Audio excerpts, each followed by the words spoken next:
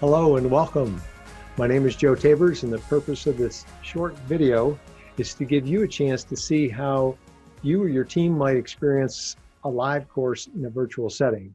So welcome to the virtual course classroom here, if you would. What I'm going to do is walk through and give you a feel for what you or your colleagues, participants might experience from the other side of the screen. So for example, I might start with an open-ended question just like we would in a live session. And I would ask some of these questions. Number one, how many of you believe that school's never out for a pro? School's never out for the true professional. Show of hands. Okay, I'm seeing on the camera screen and you see each other. Thank you.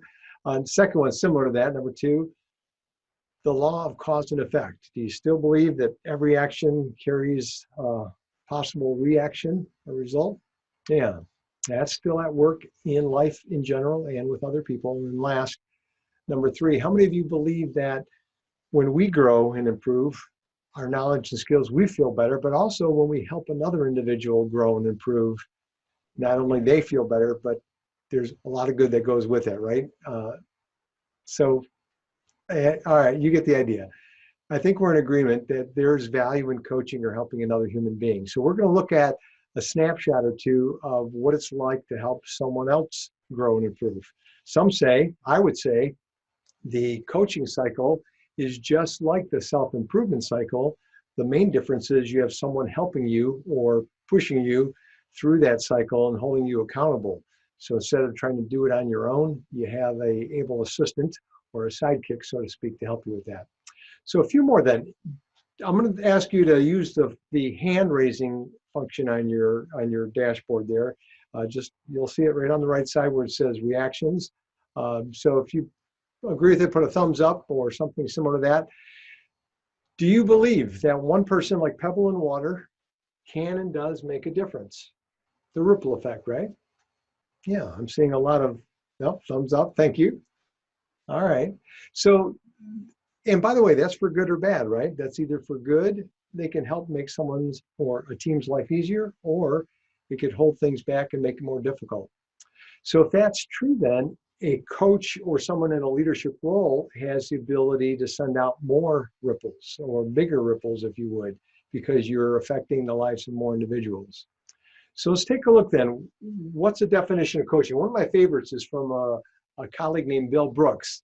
Bill was a sales coach, top producer in his field, and became a trainer and coach to the sales industry across many different industries, I should say. And he defined it this way years ago, that coaching is helping people and allowing people to be all that they're meant to be.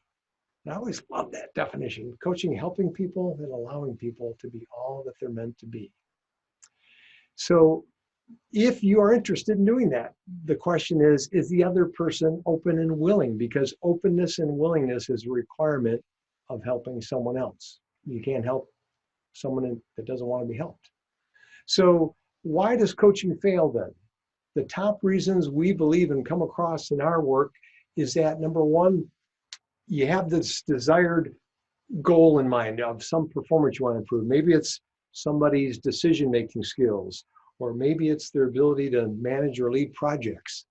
Or it could be a personal trait like their communication skills or the way they interact with customers or even their team. Then they're thrown into the fire. Well, that's the first reason it fails. There's no communication beforehand. So in other words, to make coaching succeed, prepare the person for it. Number one, are they open and willing, as we said? And number two, did they get some preparation of saying this is a golden opportunity and we're willing to invest in you if you're willing to meet us halfway? The second reason coaching fails is the center leg of the three-legged stool, and that is that there's no openness when they show up, meaning they're a little resistant or reluctant. They're like, I don't know if I need to be fixed. I don't know if I need to be helped. I think I'm fine the way I am, thank you. Well, if that's the case, that should have been found out actually before the launch of the coaching, because if there's no openness or willingness, you're wasting your time and theirs. And maybe that's a better decision to make now. Maybe they're not suited for that role, or they'd be comfortable taking a different role, or leaving. Nothing wrong with that if that's the best decision for both of you. The third reason coaching fails is the follow-up, and this is the one I'm most passionate about, follow-up, follow-up, follow-up. The number one reason in my book, coaching fails, is nobody follows up a second, third, fourth, or fifth time. So when we do coaching one-on-one with managers or executives, we always recommend a minimum of 6 touches, 6 meetings that are spread apart in a reasonable length of time. So coaching has to have follow-up and check-in. So with all that said, that's laying a foundation for good coaching skills. You're going to enjoy the rest of the course because we're going to get into the coaching cycle, the ingredients that make coaching successful, and how to make it work for you. But one more thing I want you to experience is a polling question. As in many web courses, there's polling questions. So let's see what that feels like for you to answer a quick survey. Here we go. We're going to launch that. And you can go ahead and click on your answer. And we'll share those results with you in just a moment or two.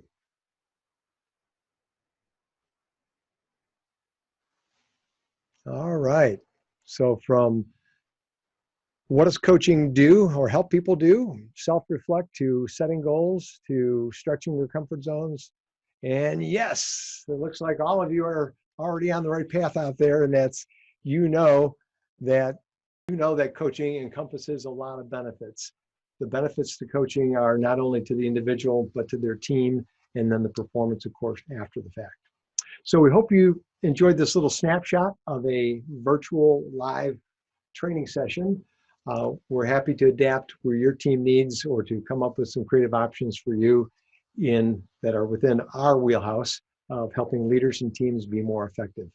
Hope to see you in a future session, a way that we can help you or your team.